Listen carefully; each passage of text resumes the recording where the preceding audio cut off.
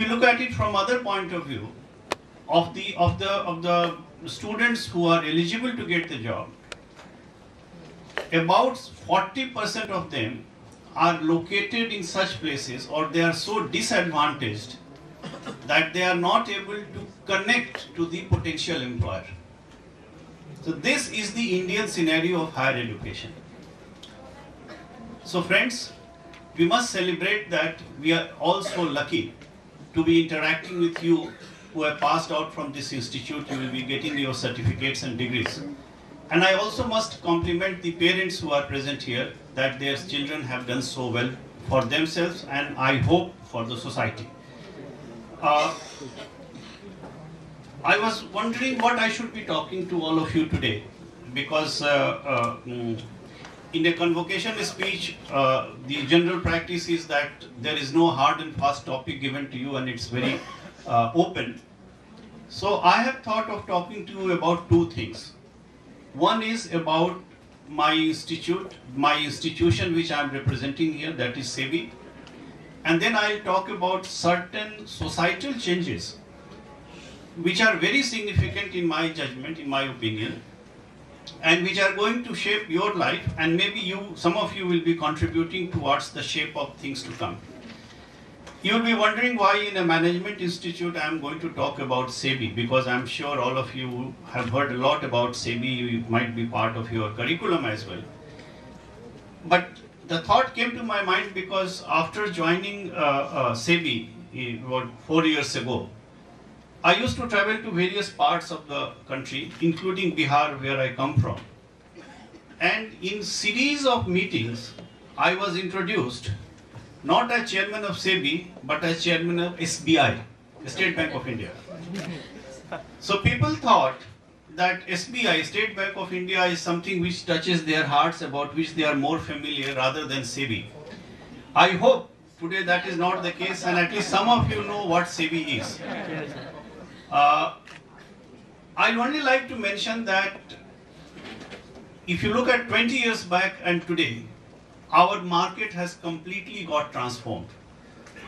We are what is called in the system of anonymous, order-driven, screen-based trading. And in that trading, our volumes are one of the highest in the world. One of our stock exchange, National Stock Exchange. The number of trading that happens there every day is highest in the world in the derivative segment. If you look at our market capitalization in last 20 years, it has gone up from 4 lakh crore to about 100 lakh crores. All the companies which are listed, 5,000 companies which are listed here. If you look at the daily trading volume, from about 2 lakh crores, it has gone to 35 lakh crores. If you look at the mutual fund industry today, the volume is about 11 lakh crores, the total assets under management. Foreign investors, the institutional or portfolio investors, their number used to be around $1.6 billion in '94. Today, you'll be surprised to know that it has crossed $215 billion. In the current year, that is the year 2014-15, and I'm talking of a period ending about end of January, we had an all-time record inflow of $37 billion. So what I'm trying to tell you is that the Indian market today is a market about all of you as Indians can be proud of. We are one of the best regulated markets in the world. The number of products which are being offered here or being traded here, the companies which have got listed here, and also last thing on SEBI or the area that I deal with, that is a corporate governance area. You will be surprised that in certain matters of corporate governance, and I'm sure you are familiar with terms like related party transaction, some of the things which India has done, other parts of the world have not been able to do. And I would like to add that there is a report by the World India had slipped down. But there was one component in that report about protecting the interest of the minority shareholders. You will be happy to note that in the year 2012, our ranking was 44. Then we came up to 34 in the year 2013. And in 2014, our ranking has gone up to 7 from the top. So India is number 7 from the top about shareholder protection. And many developed countries such as USA are behind us so far as this matter is concerned. When I told you that I will be talking about certain societal changes, what I have in mind is the interconnectedness that has crept into our life. And it has crept into our life while it is a continuous process, but my focus would be what has happened, what has developed in the last 10 years, and how it is affecting the lives of people. What has happened that globalization of the economy, globalization of trade has been very widely debated. It has been very widely discussed so far as its economic, financial and trade aspects are concerned. The books have been written, very large amount of discussions have been generated by various bodies. But how is it affecting an individual? How is it affecting a society? That has perhaps not been discussed as clearly as it should be. And I like to touch upon some of the aspects. Now, in the interconnectedness that has happened, it started with a small machine which was perhaps expected to be helping us in faster computing. But the moment that machine started talking to some other machine, the whole thing changed. So one machine started talking to other, the information started getting shared across the world. There was no limitation of where it is in your part of the city, or it is in an entire city, entirely different city, or it is outside the world, outside the country. And added to this came digitalization. And digitalization led to not only words, but even music, films, photography, everything being digitalized and being transported, being transformed, being shared. Now, this has led to what is being now talked about as an unprecedented global platform for collaboration. We do not know the person whom we are talking somewhere sitting in some platform in which collaboration is taking place. And people, the information that is being shared, the volume of that information is again unprecedented. I'm sure some of you are aware that when Alvin Toffler talked about how the advancement of learning which has taken place in the first 1800 years after Christ, the same amount of learning took place in the next 150 years. And he had predicted that going forward, it would change the same amount, same quantum would happen almost every 10 years. And the second point he had made was, and many other writers are now talking about this, it's not only a question of development of an invention or something being invented. It is the question of how much is the lag between something being invented and the technology making it available to the general public. That is happening so rapidly that according to me, many people are finding it extremely difficult to cope with it, and it is leading to certain problems. It is also leading to a situation where the society is in a flux. And because the society is in a flux, we are also finding that this sort of development, I remember in my early days in a district in Bihar, or many of us who are in their 50s, 60s or even more, that getting a telephone call right was virtually impossible from one part of this country to another part of the country. Today what is happening is that there is what is called a diffusion of power. The power is being diffused. It is reaching out to people all across. It is going away from the government. I remember earlier people used to go to a government office because government offices during those days, and I'm talking of 60s and 70s, they were definitely going to have a phone system in their office, and maybe they had a facility whereby you could make out-of-station calls. Now, who in your generation would even imagine that there was a thing like that in this country? And this is leading to a situation where people with different cultures, different backgrounds, different religions, different languages are living together, are sharing information or sharing their life together. And especially, and I'm saying it particularly for us Indians, those of us who have been fed on a glorious past of India, we are finding it even more difficult to accept the changes. Because the moment you have been fed in your life that you had a glorious past and you were somebody different, And you find that people who had no history or no recorded history, and they are doing much better than you, they are materially well off, they are more educated, they are more successful. This then leads to a lot of frustration. People get confused. They don't know how to deal with a situation like this. And sometimes that frustration leads to anger. And I will tell you some manifestations of that anger, or some manifestations of this diffusion of power. You must have seen in 2011 in Cairo what happened. In Tahrir Square, without any planning, less than 24 hours of planning, millions of people came on the streets.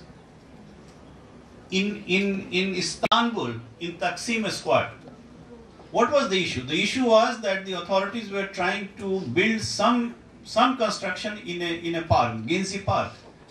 Because of a construction that was taking place, hundreds of thousands of people came. The police was called in. They used their water cannons and all. And look at technology.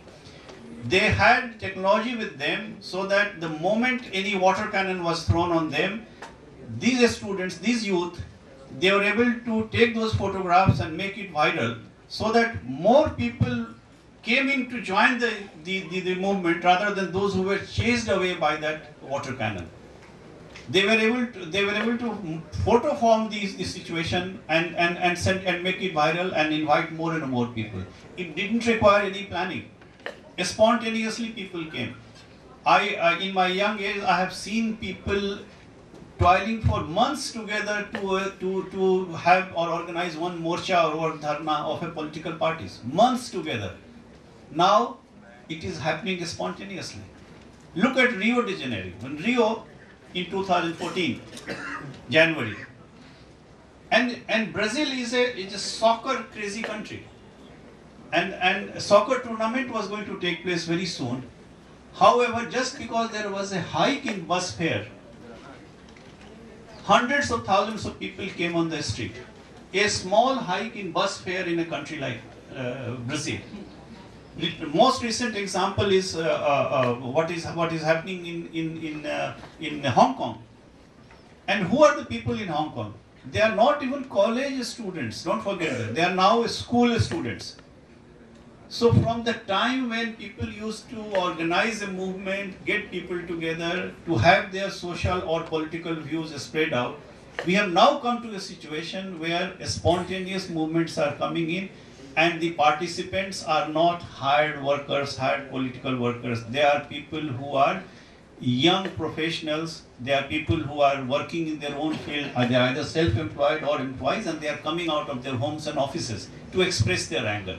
So this is what I meant when I told you that there is now, because of change in the environment, because of interconnectedness, there is now very rampant example of diffusion of power. People are now openly challenging the authority. If you are appointed for a public office, either a political office or a bureaucratic public office, there was a guarantee that you will be there for some time. Now, increasingly in country after country, people are talking of right to recall. People are talking of what is called comprehensive evaluation. So, anybody holding an office, he or she has to be comprehensively evaluated. My point is that these are things which were not apparent even 10 years back. These are all developments of less than 10 years. Don't forget that. These are very, very recent developments. And people are now challenging the authority. In addition to this, the other trend which I am noticing all over the world is, I would like to call it, democratization of services. There were services which were available, but when an invention took place, it was available only to a select few. They were either very rich or they were very powerful. They had access to it. Today, the services are getting available to people in a very, very democratic way and without any loss of time. And because it is happening like this, the rate of change is also accelerating. People were saying that earlier things used to take place in a linear way. Now it is taking place in an exponential way. Look at what we had by way of smart landlines and what we have by way of smartphones. According to a World Bank study, 75% of people in this world are having a mobile phone. So about 6 billion people in this world have mobile phones. I would like some of us who are in their 30s and 40s to remember that when they had not seen any color TV, we all used to deal with black and white TV. And the time it has taken from black and white TV to color TV to a situation now we have one integrated console which works as a computer, which works as an entertainment tool for you, which works as a TV, which works as a movie player. It serves all your purposes. Now the point is that many people can perhaps find it difficult to cope with it. The change is happening so fast. And today, let me give another example. In the Indian Railways, in the year 2013, more than 50% of reserved tickets have been sold online. All of you might have seen or you might have heard, some of you must have heard stories about how there used to be rush and how there used to be people who used to do all sorts of irregular things. Now 50% of the tickets in Indian Railways are being sold online. And same is you might have seen the recent spurt in the business of what is called the e-business.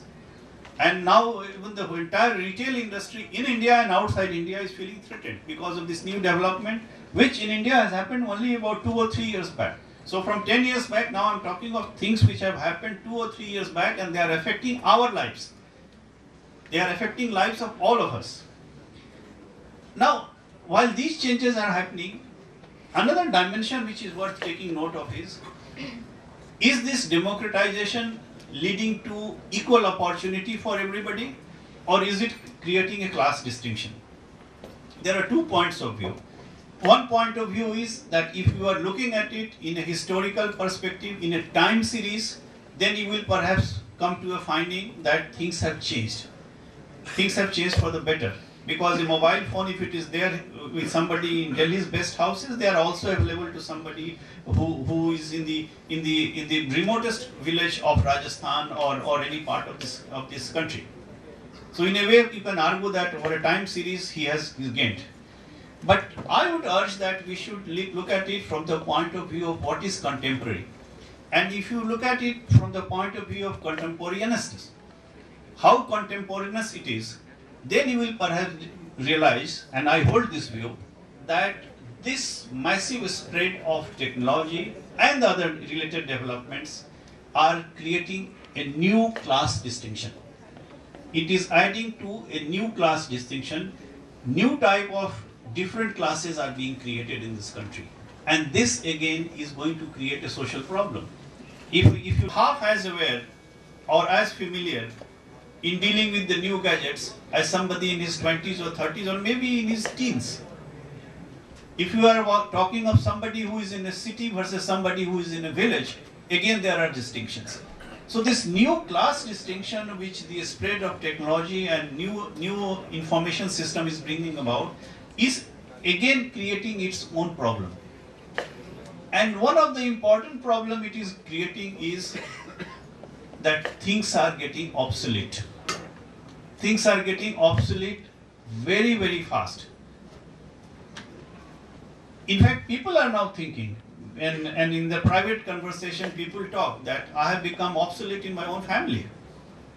Because the dialogue which happens between a father who is 30 years old and a child who is 5 or 7 years old, perhaps the grandfather who is in his late 60s or early 70s is not able to get even half of the dialogue. He is getting obsolete.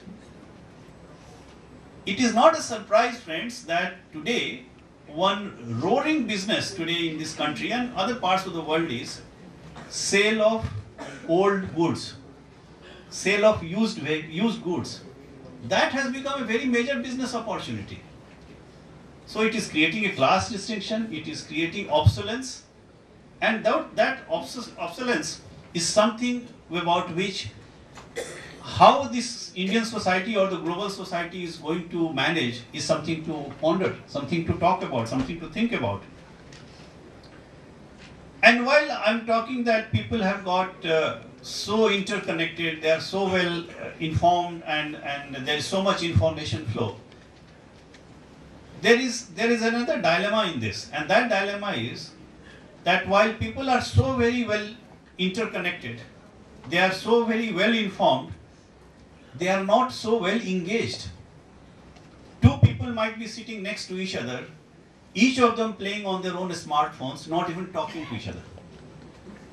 That is happening. So if you are one of the person who wants to relate to somebody who is closer to you or next to you, you will find that the person sitting next to you has no time for you. He or she is busy doing what she can do, and and don't blame her, because she is not trying to avoid you. She is connected to the whole world while she is sitting next to you. So people may be close, people may be proximate, but they are not engaged. That's another set of problem. It is a very major sociological problem that is emerging in this, and writers are now writing about it. That what are the repercussions of these changes? I also like to tell you that this is also raising a new side of problem. While people are together and not engaged, the other dimension which is coming out is that, and when people are sitting next to each other and not getting engaged, the general argument made is that the new generation or the new approach is that people have to respect each other's privacy. You should not intrude on the privacy of somebody sitting next to you. You are respecting the privacy.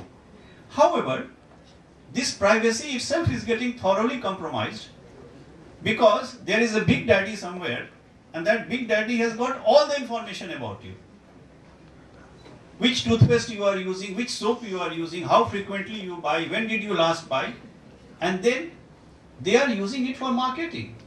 That sort of data mining is happening. I'm sure some of you might have heard, it's about 2 weeks ago, a story about China, that one very popular website sent messages to certain class of, see, I'm not talking of cyber attack, these are a different set of problems, but how your life is, the secrets of your life, information about your life, that is being shared with people across the world, and there are people who are in command of that information, whether you like it or not, or whether you know it or not.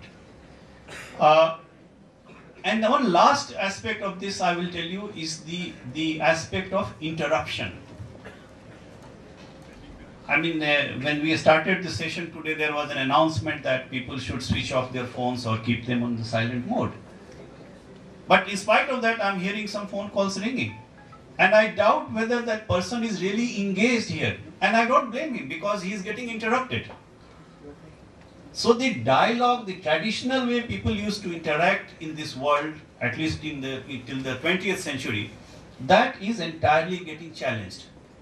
We are now come to a society where everything is getting challenged. And when everything is getting challenged, it is leading to a new dimension where all of us, old or young, we have to cope with it. It is also, and mind it, I'm not passing any value judgment. I'm not saying that this is bad or this is good. I'm only trying to enumerate some of the dimensions which all of you are going to face, or maybe you're already into it. It's not something futuristic. The good part is that while this democratization is also leading to irreverence, and that irreverence is also leading to something good, that is by way of new innovations. Who could have imagined that a 15-year-old kid or a 20-year-old person could be setting up companies and getting it valuated at millions of dollars, perhaps billions of dollars? Nobody could have imagined that. So that dimension is very much there. But for those of you who are passing out today, you will be not only actively participating in it and dealing with it, you have perhaps also got an opportunity that how you will shape the future. Because this rapid change, at least my generation, and I'm talking generally, exceptions apart, is finding it very difficult to cope with. But you don't have that luxury. You are in the youth. You are the youth. You are in the midst of your life, peak of your life, and you have to decide how you are going to cope with it. And that is where our innate value system will come to guide you. If our value system is guiding us properly, I'm sure not only you will be able to cope with it, you will also be able to contribute that in what direction this whole movement goes, and in what way our society progresses.